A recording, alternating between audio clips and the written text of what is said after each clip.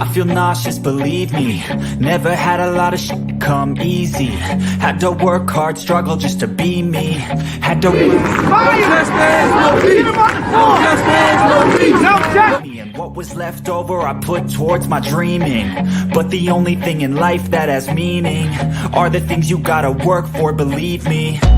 Take into your hands a plan, your own hands can land your own brand. And damn, I feel like no one takes accountability. They want the credibility, convincingly unwilling to put in the hours it takes to get some power. Don't be f***ing sour, take a cold shower. Scream until you're louder, work until you're prouder. And f*** all the doubters, they're just your downers. I swear to God they all let me down.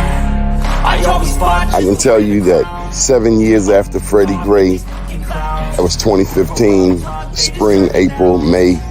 This is 2022. Communities like Sandtown, all we saw then and now in terms of investment was a renovated Western District Police Station and a new funeral home. That's what West Baltimore got. A new police station and a new funeral home. What kind of optics are they?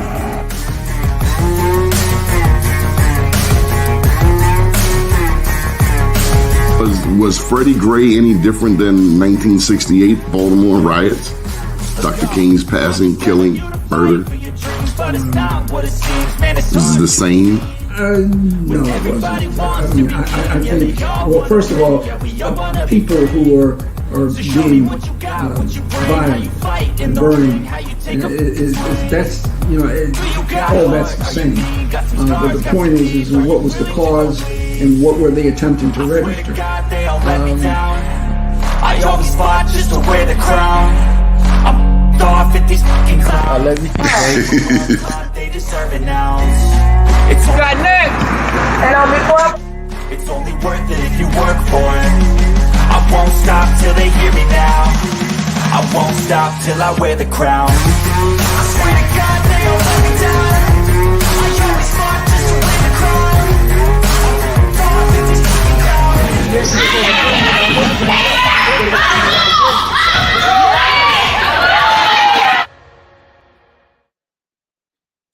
Good morning, welcome to the show. First name's Donnie, last name's Glover. In it, the winner for the long haul, baby. In 1970, January the 16th, Curt Flood sued American baseball. He sued Major League Baseball for $1 million in 1970. Now, people thought he was crazy, but he said that he was tired of being treated like a slave. He didn't want to be treated like a slave. He didn't want somebody trading him, because for him, it was dehumanizing. Another story, Frank Robinson came to Baltimore to play for the Orioles. Did you know he almost left? He left because he couldn't find a place to buy a home. Eventually, a phone call was made and he moved into the Ashburton community. Now, I've told you about Curt Flood. What I didn't tell you was that he successfully sued American League Baseball. He didn't just attempt to sue them. He successfully sued them and won. And from that point on, we had what is called free agency. And the NFL followed the following year. It followed suit. So now you have free agency. I just wanted to give you that little backdrop because we're going to talk with the lady today about some sports. See if she's with us. Sarita, you with us?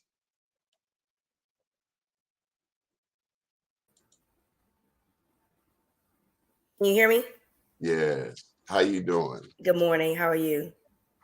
You ever heard of Curt Flood? Yes, I have. In preparing for today's show, he just kept coming up. First of all, how you been? I am great. How about yourself? I'm grateful. But in preparing for today's show, there's no way I couldn't go back to that history. Now, you clearly know football stats, contracts. I mean, you've interviewed the greats. And there's no way I could ask you really any intelligent questions along those lines without faking the phone. But what I do know is history. And so I got to ask you the question everybody's wondering. What should Lamar do? Get an agent. Lamar needs to get an agent. That's the first and foremost thing. Listen, I'm not mad at anybody that wants to bet on themselves. It's very risky. But I will say that an agent would have told Lamar he would not have stepped foot in that facility without a new contract. And that is where, inexperience and experience differ.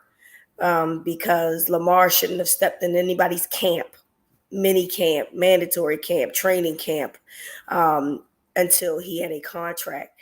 But an agent would have advised him to do that. And I think that, listen, I understand, trying to keep it in the family and things, but I always make the analogy that I don't do my own taxes. And I am one of those people, I have the most simple of taxes to do, right? However, I get somebody else to do them because I'm not really experienced in that area. That's not something that I am qualified to do. So I think when you are in a position where you want to get record-breaking money, having someone that has no experience doesn't work in your favor, particularly as a Black quarterback. And so the agent is going to look out for you in the sense that they're getting a piece of the pie too. So they're not going to shortchange you because that means they'll be shortchanged in that regard. So that's first and foremost. Lamar needs to get an agent. I wouldn't play in the season. Like I wouldn't play the season. What do you say? Kind of like going to court without a lawyer. Listen, same thing. I'm not going to court without a lawyer for anything. Never. So that's exactly what he's doing.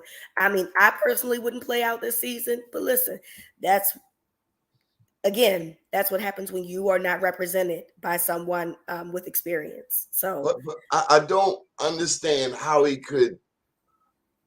that is a stance. I mean, because I imagine somewhere in his mind, there's a reason for him doing this. What's that reason? The reason for him playing? No, for him going to negotiations without an agent. The thing is like, we don't know, right? I mean, his mother is, I guess, representing him. We found out that he's getting advice from NFLPA, which that within itself is very interesting, considering they're one of the worst CBAs in all of sports. And they're using him. The NFLPA wants. Who are they? I don't know. The NFL Players Association, the union. They're the union. Okay, so the union is basically using him because they want quarterbacks to get all guaranteed contracts. Okay, that's fine. But him not having an agent allows them to use him as the pawn to push their narrative. The problem is that the union is not ever really been strong to begin with and doesn't have they don't have any type of stance. So this just isn't going to go well. But hopefully they can all get this worked out. And no, Sarita, I've never known you to be hoping. I'm being honest. I mean, I hope it does work out for him. But you don't move like that. When I see some of the work you've done, and you've been a huge inspiration for some of the things that we've done outside of Baltimore. You are a reminder to us in media to go and get it. Charles Robinson will call you a backpack journalist because you will go wherever to get the story. And I try to have that same kind of tenacity when we do Black Wall Streets in New York. We get so much love when you leave outside of Baltimore, but this is a tough city. Very, always. And Lamar just so happens to want to get paid in one of the toughest cities. Isn't that crazy? So you know what else I wanted to share with you? Did you know that Baltimore is the home of segregation? Yes, I am aware that redlining is something that Baltimore is was one of the first cities to do. So 1910. They yes, did it up in Roland Park. They didn't want black people to move into their quote unquote garden community. And that fight is still going on today. There's a little black community there called Hose Heights hmm in between Hamden and Roland Park. And the people in Roland Park pretty much dismissed those black people who have been there since the 1800s. Free black man, bought his own land. But Baltimore, and look, I gotta share this with you. The mayor at the time, his name was J. Barry Mahool. Okay. If you look him up, Mahool, he is known as the father of segregation. Okay.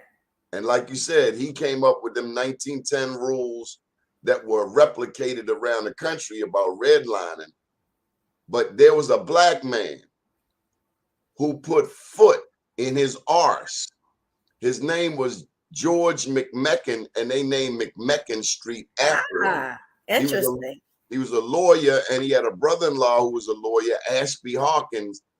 And so I'm just reminded, Sarita, that for every demon that comes against people, there's an angel and a giant ready to hang foot in his hind parts. Hey, Okay. Thank you for letting me speak my I like piece. that. So, like you said, he's trying to do this here in Baltimore, a tough city, notorious for saying no to us. Yeah. I got an email today. I don't know how familiar you are with the area around Shake and Bake, but there's a corner by the Avenue Market called, Was that Upton? yeah, Fremont and Lawrence. Mm-hmm. The city is asking me again if they should remove the street light there and just put a four-way stop sign. This is the kind of stupidity. I said, instead of asking me about that, why don't you go to North and Mount Royal and fix that bottleneck on North Avenue that we experience every day? Baltimore takes you back to the days of how you felt when you first saw Roots, or how you felt when you saw Rosewood. That's what Baltimore do to us every day. The water, Harlem Park, this is every day, and it weighs on the mentality. Mm-hmm. But it also weighs on the mind of the people doing it because they so stupid. It's like giving somebody hating and expecting love. Yeah. Stockholm syndrome, is that what that is? Yeah. Okay, tell me some more. So he's not going to get an agent, so he won't get top dollar. I mean, he might, but I'm just making the point that now he's playing with house money. And the problem is like this is the NFL, and that's a risk that you're willing that you're taking, and going into a season with no contract that you're worth, and you could be injured. I hope and pray the young man stays healthy, but it's very possible. Those things are possible, or there's a possibility of decline in play, which then devalues you. So those are real things that could potentially affect his getting a new contract in the future. And it's just, I wouldn't take that risk. I mean, apparently he's betting on himself, and listen, good for him. But I think that people fail to realize everything that agents do. And I think that we just like to say, oh, Lamar is getting, he's keeping the money in house. The problem, though, is that agents do so much more. Lamar should be getting endorsement money out the wazoo. He should be on every billboard in Baltimore City. He should be on every commercial in Baltimore City. And because he has an experience on his side, he doesn't get those endorsement deals that he should be getting. He should be the new spokesperson of Royal Farms. I don't understand why that's not. I do understand, because he doesn't have an agent. So there's that. And so I think that people think that, oh, this is just about the contract. No, it's not just about the contract, although that is a huge part of it. Because like I said, you wouldn't, like you already mentioned, you're not going to court without a lawyer. Why do you think it's okay for him to negotiate without an agent? But they do so much more, and he's missing so much money. as a result. And that's the part that really hurts, because what is the lesson to young people? I mean, so many, we all appreciate him. Football, we welcome Sunday now. We look forward to it. But do we miss the important stuff? We're caught up in emotion. Yay, the Ravens, I'm going to the game. Okay, all of that aside, I came out of Dunbar, 83. When I look around Baltimore City, one thing I noticed, Sarita, we haven't had any new recreation centers in the city of Baltimore. The last one I remember was Greater Model down on Saratoga Street. I was maybe 12 years old. It's a long time ago. I don't see new recs. I go to Southeast DC, I see Benning Park. They got lights at the rec center. What are we saying to our young people? Are we saying that we adults are so slow, the best we can do is put some kids on the corner with some buckets to ask passerbys for $1? Is that where we? I have no argument for that. Because it is unfortunate, right? Like, Baltimore could have so many opportunities to train our young people. Baltimore, I think in Forbes magazine, they had it listed as one of the up and coming tech cities in the country. So teach these kids how to do tech, teach them how to do these things, get them some free programs. And I know that they do exist. I think the community colleges offer them, but I just don't think enough people know. And I think that that's by design as well, right? They got so many nonprofits in this city who I view personally as poverty pimps, because they'll come to a community like mine, like Sandtown. Now, I live mostly around homeowners, but we got renters too. And we got squatters, and we got people breaking into bandos. I don't know. Yeah. Look, I guess this is why football is important. It lets us escape from something, right? It lets us escape from the reality of what it is. So even if it's just 3 hours, 4 hours, whatever, it gives us the opportunity to not think about all the things that affect us in the city. I want you to tell me your thoughts on the women announcers I see today. I love it. I mean, I listen, all of the men announcers haven't played football, so why, or sports in general. And it's not football. It's not even football, because the Orioles have a woman announcer as well that does, I believe she does play-by-play, which is really awesome. And I think she was one of the first women in Major League Baseball. I think the Orioles have that to brag about, which is great, right? Because I think it's important to allow women to be in a man's world. If they are qualified, I see no problem with that being the case, right? And so it's inspiring. It's inspiring. You can do whatever you want as long as you are qualified to do the work. That's how I see it, So I love seeing these women commentators. And like I said, shout out to the Orioles for being the first organization. I don't know if it's all in sports, but I know for at the very least Major League Baseball for having their team play-by-play person be a woman. That's great. I can't give the Orioles no props. I mean, I get it. I understand. Look, I understand. I've been bitter ever since Reggie Jackson.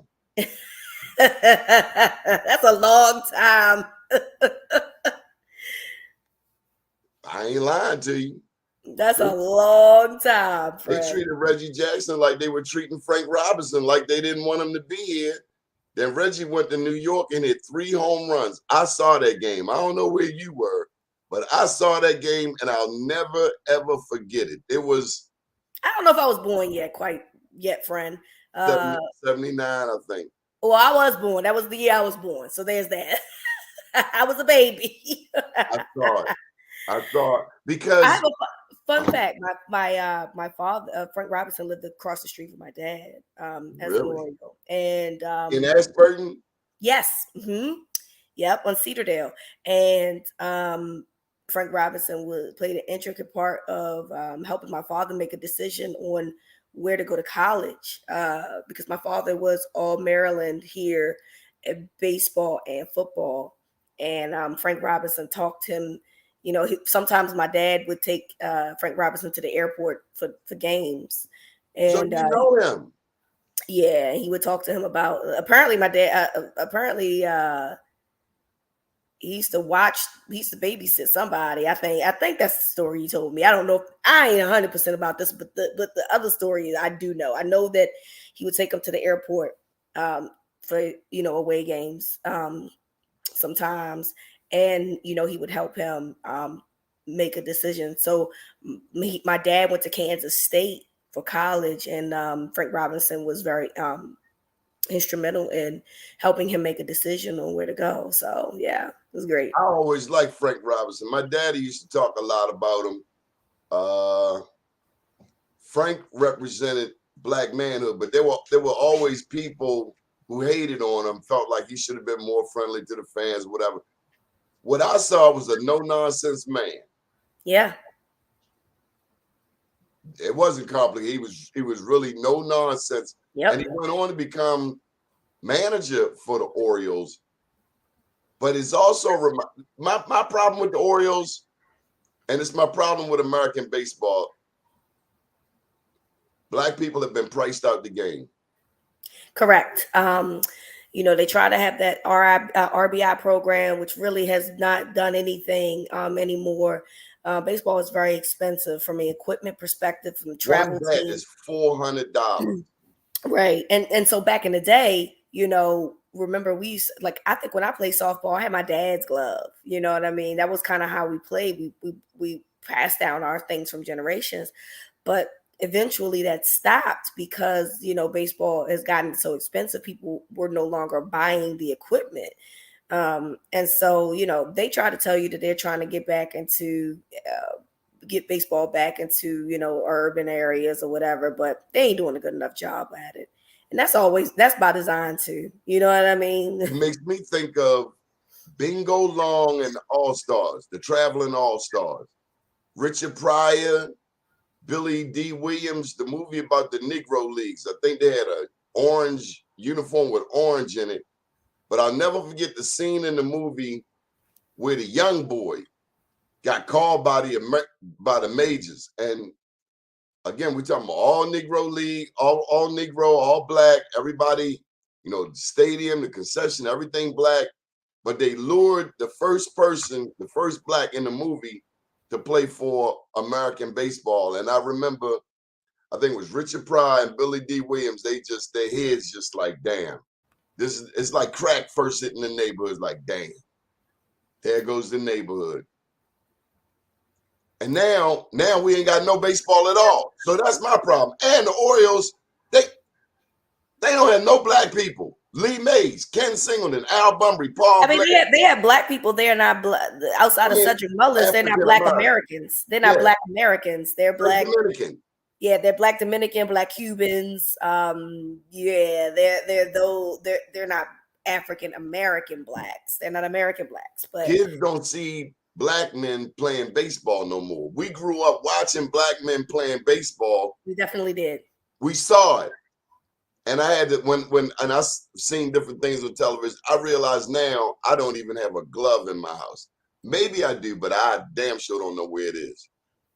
And the only person I really play catch with is my dog. I got a bat and a ball. What happened to baseball? Baseball's gone. And we made a lot of money. I mean, some of the greatest players ever. Okay. All right. So I know we're supposed to be talking. You don't do just football. You do sports, right? Mm-hmm. Okay. Sha'Carri Richardson, how's she doing? I know that she won. I know that she beat somebody recently. From Jamaica. Yeah, Not one of the Kellyanne, fastest. the other one. One of the fastest people. And Sha'Carri Richardson, though, she's a person that you want to root for, but she needs to get off social media, and that's young people in general. she is she has found ways to make it hard to root for. I want this girl to succeed because I root for everybody black at the end of the day. But you know, the how she interacts on social media is very childish and understandable. She's 21, 22 years old, but I wonder, does she have advisors? You know what I'm saying? Like, do you have anybody talking to you? Get offline, man. Get off. Focus on you, and don't allow social media to show the ugly side of you. And she has allowed that to happen. She's allowed people, the words that other people have said online about her, to affect how she responds. And I think that when you are a polarizing person, you have to do the best that you can to avoid those types of interactions, right? So She's up there with Trump. Huh?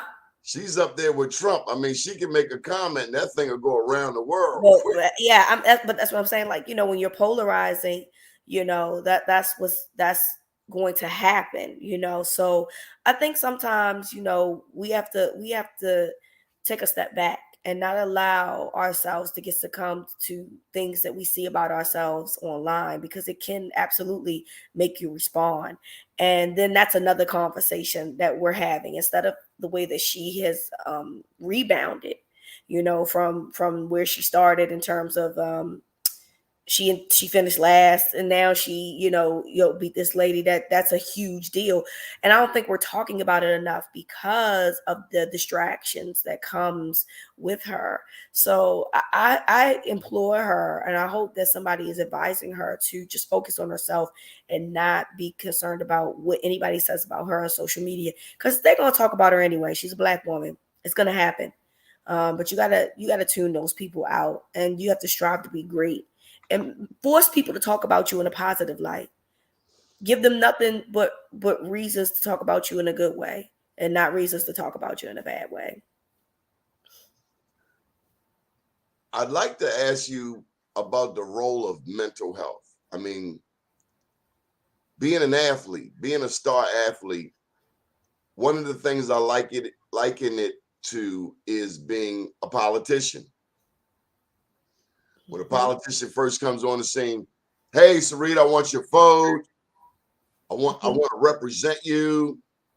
I'm going to continue to come to your area. I want to make sure that your young people have great schools, saying all of the right things. It's like a cat going on a date, saying all of the right things.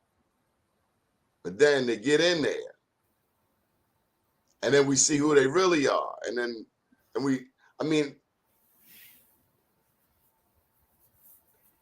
And God forbid they get convicted of something. I'm talking about the politicians, but I'm talking about the self-esteem. I've seen one politician go from not having an office, then they vote him in on a special election, and all of a sudden his backbone comes back. Can you tell me about the psyche of being out there in the lights versus sitting home on the sofa, on the couch? Power, right? Like, you know, at the end of the day, when you're discussed, that creates a level of power. I don't know whether it's authentic or whether it's, you know, something that you've created, but you know, that's kind of how it goes, right? Like you mentioned, the person went from nothing to now all of a sudden, oh, I'm sitting up straight. I'm talking a certain way.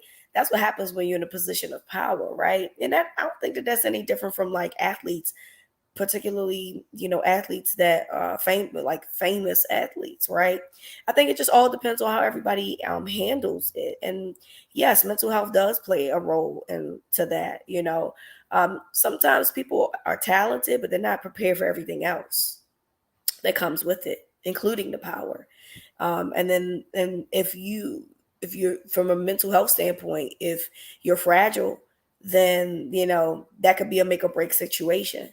So you know, I'm a big advocate of people going to therapy. I'm a big advocate of mental health, and I think that is across any, you know, career, but particularly people in the limelight, because they live in a different type of situation that me or you or anybody that lives, you know, that doesn't live in those types of situations will never understand. So in the case of Sha'Carri, like I really hope that she, you know, we know that she's been through some things, and I really hope that therapy is something that she either does or thinks about. because we can't get through those things alone. And it very well could play a role into how she acts on social media or how she responds to, the things that people say about her. So it's just very important for us to be in tune with our mental health, particularly people in polarizing positions like athletes, because that's a lot that they go through because of who they are. And you really have to be strong in that regard to do that. There's a term called nouveau riche.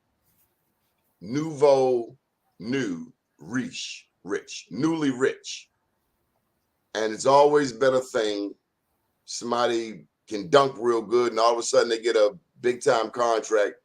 So they go from the projects to the mansion. You can move them out the ghetto, but don't mean you can move the ghetto out of them. And not that people who are poor are necessarily ghetto mentality, because we were taught it doesn't matter where you live, it's how you live. I've been in projects that look better than mansions. I've been in projects you would swear you were in a mansion. I couldn't believe it. And it taught me that I was prejudiced, because you live in the projects, that means you live like this. Totally wrong. I've seen absolutely. people be a bum in a mansion and live in the projects with Life Jennings. Make the projects feel like a mansion. I'm sorry, I'm a Life Jennings fan. But so should mental health be a part of the curriculum, college curriculum for athletes? What can we do to better prepare our young people? Because honestly, come on, Sarita, we just throw them to the wolves. It's like a slave auction. Yeah, I'm college. We can start sooner than that, quite frankly, as far as I'm concerned. High school, maybe middle school. I don't know. I mean, at this point, I think that we need to start it early. And I think as college, you're young adults, right? And so your priorities are elsewhere. If you start it early, I think that you can create a trend. And so I as early as Pop Warner. Yeah. I mean, listen, I feel like if you're old enough to play in some type of championship game at whatever level that is, maybe that's what you need to do. Like I'm not, obviously I am not a therapist. I don't know how that works for young children, but listen, I just think that that's something that, I tell you how it works. There's an athlete, and you know the story better than me, but they got a suspension for some stuff that they were really out of pocket doing wrong. And I think the story was about women taking advantage or hurting somebody, but this guy gets an 11-game suspension or put off. But we talk about white privilege. Let's talk about athlete privilege. Mm-hmm. Oh, he's a star athlete, so he's not held to the same standards as you and I. They can do what they want. Absolutely. That's how it goes, unfortunately. That is how it works. You can kill somebody. If you're that good an athlete, they're gonna find a way to get you off. So we're teaching our children that money rules. Yeah, and that there's no accountability if you reach a certain stature of your life. Yes, yeah. I mean, don't get me wrong. At the end of the day, you're still black. So if that rule doesn't apply to everybody, right? I mean, look, Barry Bonds deserves to be in the Hall of Fame. He's not in the Hall of Fame because he wasn't nice to media people. No, Barry Bonds has never failed a drug test, regardless of what we think about what he did. Never failed a drug test. And yet somehow, because he wasn't nice to white people, he has been, I think that he's no longer eligible, or they would have to have a special session now as a result, because you can only be eligible a certain amount of years for the Hall of Fame for Major League Baseball. So, if you don't do something that they like, they're going to hold you accountable. If they don't like you, they'll hold you accountable. If you like them. We don't like them. We don't like their racist ass ways. You got me started. We don't like Donald Trump. We don't like the people that climb the wall of the Capitol, the treasonous traitors that are stuck in the Confederacy. There's a lot we don't like. You want to get started? Yeah, the problem is that me and you have different skin colors. So our rules are different.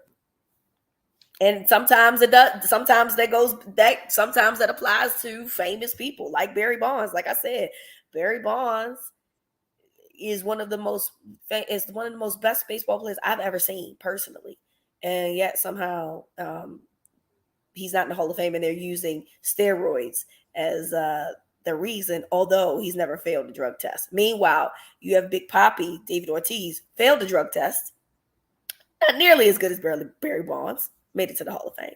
So, if you're a respectable black, it's cool. If you're a Barry Bonds type who doesn't take no BS and are nice to white people, then you get left out of the party. What a sad existence. But you know what? Despite all of the racism in this country, sports has provided an outlet. Yesterday, I interviewed a young man from Baltimore, 25 years old, 6'5", heavyweight boxer, Titus. So much talent comes out of our city. Football, basketball, track, men, women. I just want to see more. I want to see more return on our investment I think we deserve new recreation centers. Absolutely, 100%. I hear all of this talk about, the squeegee kids, the dirt bikes. Well, give our young people something to do with our tax money. They collected $15 billion through the Maryland State Lottery. You got a new football stadium and a new baseball stadium. But there's a new school over in West Baltimore. The baddest team out of West Baltimore historically has been John Eager Howard. John Eager Howard is no more. They renamed it Dr. Dorothy Height. The young people in that neighborhood used to go inside that building, but now it's new. They don't let the kids from the neighborhood go inside Dr. Dorothy Height anymore. So they have to take that basketball program blocks and blocks away. And so we still don't get it. Mm-mm. Okay, so what's caught your attention this season? What should we be on the lookout for? Well, it's only been week 1, so we're still figuring the storylines out, right? Obviously, it's going to be every game that Lamar plays is going to be a contract negotiation. If he plays well, they're going to say pay this man. If he doesn't play well, they're going to say, see, this is why they didn't pay the man. So basically, we're all on Lamar watch, unfortunately. So how does Sunday pan out? Flacco got 3 points. Sunday, no, they got 9. They got 9 points. Oh, he did? Yeah, they scored a touchdown, but didn't get the extra point. So Lamar did well. He was, according to Pro Football Focus, which is a very renowned website for football data, he was number 6 in terms of quarterbacks on Sunday. Quarterback effectiveness. So in terms of week 1, everybody's saying pay the man. We gonna see how the rest of the season goes. It's gonna be an ebb and flow all season. All season, because he don't have a contract. Can he get an agent right now and get? I would love him to. He could get an agent yesterday, and they could start this all over again. What's he trying to prove? I don't know. That's the thing. His camp is very tight, so we really don't have an idea of why. And the only thing I can come up with is he's very close with his mother, and his mother is the one that made this decision. But this is so ill-advised. And look, I know if you've ever watched the show The Game, it's very reminiscent of it because the quarterback is represented by his mother. And, it feels like Lamar's mom is trying to be Tasha Mack, which was the character on The Game, which was the mother of the son. But this is real life. And, it was fine with his rookie contract because it was a sliding situation. He didn't need an agent then. He needs an agent now. He needs to be represented by someone who has his best interest, because his best interest is their best interest. He gets paid, they get paid. Do you see that happening? Yeah, no, I don't. But there's so many black representation out here. You have Rock Nation. You have Rock Nation. You know, Jay-Z does Rock Nation. You have LeBron's agent. He created his friend created the agency, but he got his friend, to get all of those things done, certified, and all of those things. There's black representation out there. So if the issue is that they exist. I've been waiting to bring this topic up. I am so proud of this black man. I had to go back and look up his stats. I read that he played for the New York Yankees, hit a home run in his first game. This is a guy that played baseball, but he also played football. And now that he's retired, he's coaching at Jackson State. Neon Deion. Yeah. Does he make you proud in terms of his give back to HBCU football? I hate that Deion is with Barstool, but I understand it because I think that Barstool is not for black people, but it's fine. Who is that? Barstool Sports. Deion does work with them, and look, I get it because Barstool is. I think they're assisting with helping. We all know that there's the NIL situation with college sports now, where kids can get paid for their name, image, and likeness, and so I think that Barstool helps Deion in the sense of getting kids, high-profile kids, to come there, because I don't know if you noticed, but he snagged the number one wide receiver in the country, and then I think the number one defensive player as well. And yeah, you got to do that. You got to do that with some money. You got to do that with some money, and I think Barstool has helped them. Even though I think that Barstool is a racist website, it's fine. Listen, sometimes you got to take advantage. And if they're willing to help you build your program, I can't say I don't understand. That being said, I love, Deion has kind of started a trend here. Where what a great trend. Oh, sure. Oh, for sure. Eddie George, I believe, is the head coach of Tennessee State. So you're starting to see more players. And then with Morgan, I think Ray Lewis tried to interview for that job. So you're starting to see players now wanting to be more involved with HBCUs as opposed to private institutions or their alma maters, which I think is great because, I would love to see more kids go to HBCUs and force these networks to play HBCU games. Bring back BET when they was playing the HBCU games. And funny thing is like you're starting to see now. I think ESPN has dedicated themselves to play HBCU games on the weekend. So that's a part of this push.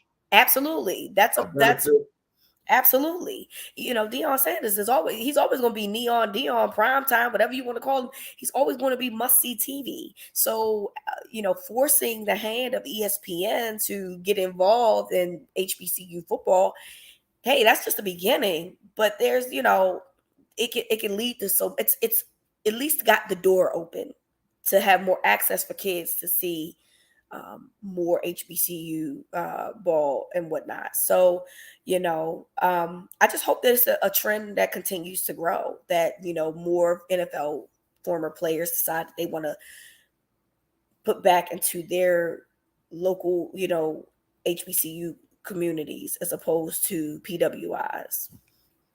So I've talked to you about black women on television. What about some of these black men, former athletes who are now in the sportscaster space?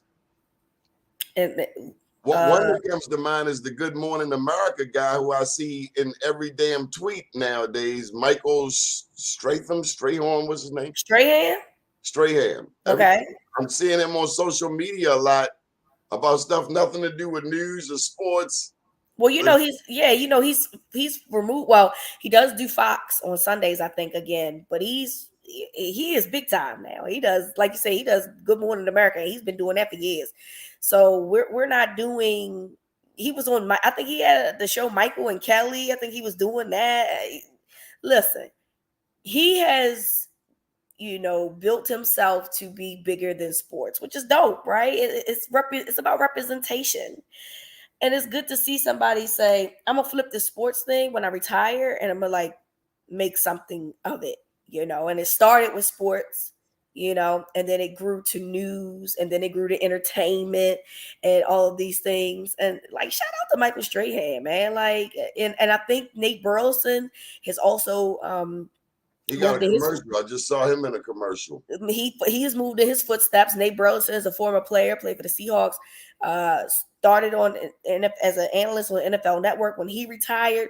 Now he's on CBS this morning with Gayle King. Like, hey man, the come up is real. I love seeing that. I think it's dope. Now I'm gonna keep it 100 with you, Sarita. I got 2 books out. Okay. This is the first one, Unapologetically Black. And this is the second one, I Am Black Wall Street. When people tune into this show, they know I'm black and ain't got to get. But I see these former stars now in television struggle to maintain their relationship with blackness because they're on television so often cheesing, being palatable for white people. And then I'm noticing the promos where they have to code switch in the middle of a commercial, in the middle of a clip. I mean, on one hand, they have to be palatable. Like you say, you don't want them to be the Barry Bonds, but they can't get so far north that they ain't got no more soul in their voice. That's what I see. That's what I see the struggle being. So I think in the case of Nate Burleson, I don't think that works for him. That's the case. I believe that their producer for CBS this morning, and they cover a lot of black stories. To me, CBS out of all the national morning shows is the blackest one, right? Yeah, that's the one with Gayle King. With Gayle King. Yes, that's the one. So Nate Burleson is on there with Gayle King. The lady that raped R. Kelly, right? Huh?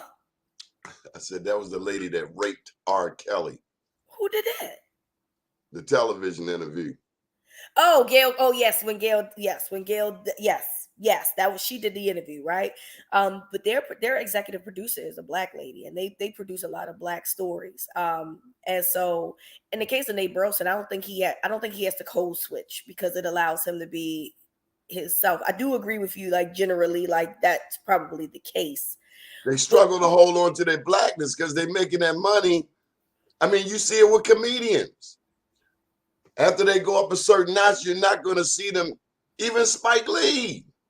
After you get into a certain, you ain't coming back to the hood no more.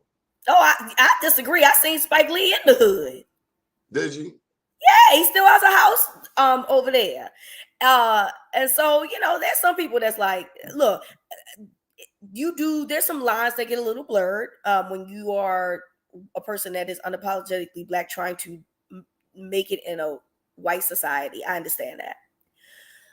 But I think that there are people that try to hold on to their blackness as much as they possibly can. And it was cool to see, Spike Lee just walking down the street one day. I'm walking down Baltimore Street one day. I said, where your security? He doesn't have any. That's the crazy part. Now maybe you a little too unapologetically black. Because if I'm Spike Lee, I got to have somebody walking with me. I'm sorry. And I'm not even talking about Baltimore. I'm just talking about generally, right? Like at the end of the day, you're still a big deal to a lot of people. Be like a scene in the Boondocks where they snatched Maya Angelou thinking it was Oprah. You don't remember that show, do you? Yeah, I do. I do remember the Boondocks, which a lot of that stuff turned out to be true. The crazy part. Yeah, it did. So yeah, like Martin Luther King coming back. Yeah. So there's a part I do agree with you in terms of like the you do lose your blackness. The line that I guess the silver lining of that is black representation, and that's the part that I try to acknowledge, right? Like these people you have black people in spaces that there was a time that we would never see those things. So I think that that's important. I think their representation is very important. I know how the process of them getting there could be frowned upon, but ultimately, I think that it's important for us to see Black faces on national. What about Black owners? Is it more so time? I mean, because football has often been compared to slavery, slave auctions from the what do you call them? The composts and Combine. you run Columbine. You prove yourself, just like putting a slave on an auction block. At what point do we, as a community, win? Shouldn't we have owners?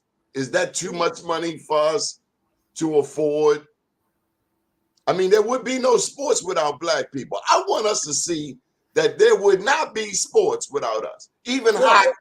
They won't tell you this. We invented skating backwards. Prove me wrong. We created backwards skating on ice skating. Yeah, Black people. Sure, Black ownership is absolutely important in the NFL. I mean, they doing the best that they can to make sure that we're not in there, or they allow minority owners. Because like you have, I think Serena is a minority owner for the Dolphins. So you can be a minority owner, but a majority owner. So why not? I asked you about when we had the Negro Leagues, and we had sold out games every Sunday. People came from all over to watch the Birmingham Black Bombers, the Black Cubans, the Baltimore Black Sox. So we don't have that anymore. But they got an NBA type thing in Africa. Mm-hmm. Is it time to take our skills elsewhere? I mean, that's the question you got to ask the players. Like, hey, man, I think that, there's plenty of collateral involved that you can potentially do your own thing. Why they haven't is a good question, because I don't know the answer to that. But you have the strength in the numbers. So why not make an attempt to do it? So NBA All-Star Weekend is something that everybody often talks about. If you watch sports, I mean, they got comedy shows and some cottage industries that have popped up. Are women still stalking professional athletes to bring home a husband? Yeah, that's been going on from the beginning of time. You think that's ever going to change? And then with social media, it gives us easier access for people to get, it changes the 7 degrees of separation to maybe 2, 1.5. Yeah, that's never going to stop. And the men ain't never going to stop taking them either. So, hey, that goes both ways. How was it interviewing Russell? He's a nice guy. He gets called a cornball a lot, which I don't know what that means. Like, okay. You don't interview cornballs. It's not even like people call Russell Wilson a cornball. Like, I don't know what. You don't interview cornballs. I mean, you know what you're doing, and there's a method to your scientific excellence. You know what you're doing. Why'd you interview him? But I mean, he was available to interview, right? And so because that was about 10 years ago when I did that. And when you're trying to get on, hey man, you take what you can get. And at that time, Russell Wilson he hadn't gone to his first Super Bowl yet, but he was about to. I think the next year is when he went to his first Super Bowl, the following year after I interviewed him. So, I'm trying to understand, like, why the black man is called a cornball. Why? Because he talks a certain way, or he dresses a certain way. Okay, I watched the man play, and his accuracy, Russell and Mahomes. Yeah. And of course, the guy used to play for the Patriots. What's his name? Everybody. Tom Brady. Yeah, that guy. And he's excellent. I mean, these guys don't miss when they throw. And I want that for Lamar, but I know it only comes with time. But when those guys get the ball, it's a high level of performance. It's a high level of accuracy. Yeah. So my question is, how is he able to manage being one of the top athletes in the world, having a talented, popular, gorgeous wife, and still be a regular person? It's a good question. I mean, I just think that Lots of therapy, huh? I mean, some people are grounded, dog. I mean, Russell Wilson is a dude from Richmond, Virginia. He's a laid back dude. Uh, and I think playing in cities like Seattle and now Denver, he can be laid back. He don't have to be something that he doesn't want to be or he has to be. And he has a beautiful wife, he has a beautiful family. So, that's the authenticity for him, being a family man and just being what appears to be a role model for many people. So I don't see the corniness in that. I think Russell Wilson is a great dude. So I've seen him compete. You can be as corny as you want. When he get on the field, you do not want to play against this guy because he comes to win. That's what I know about him. He likes to win. Yes. Yep. What for you is, we've covered Lamar and a bunch of other stuff. What is your focus for the rest of the year, media-wise? What do you, or over the next year? I mean, has COVID slowed you down, or has it just made you pivot? No. I mean, COVID's still real. It's still out there, and so you have to take that into how you choose to. Unfortunately, they've made COVID a personal responsibility thing, and so I'm still personally responsible for making sure I don't get COVID. But in terms of the rest of the football year, I just want to see some good football, and I want to see these guys stay out of trouble, man. I mean, stay out of trouble and work on your craft. I'm just interested to see, who's going to be the next guy who's the next Joe Burrow, who's going to be the next Cincinnati Bengals, a team that we didn't see, ascending to, the Super Bowl or even the playoffs, right? That is going to shock us. I'm just curious to see how those storylines go. You say you want to see the people stay out of trouble. I remember the year, 83, when Muggs and them came out. The coach was Bob Wade. And he was a father figure for many people who went to Dunbar, male and female, but not just in sports, through life. So we need more of those athletes. Shu Smith here in Baltimore, he's a classic example. He's opening up the community, the Give Back King. He could have given up a long time ago. As long as we've been doing media, he's been trying to build something here in our city. Yeah. And I commend him for that. I mean, because we need people like him. We need mentorship. We need guys that won't give up on our kids. Guys like him, guys like Aaron Maben, Torrey Smith, guys that play football or play sports and are giving back to their communities. They're imperative to rebuilding. See, they are the real heroes for me, Sarita. Yeah. Maben was the one say, "Hey, we got icicles on the classroom windows." Yeah. Yep.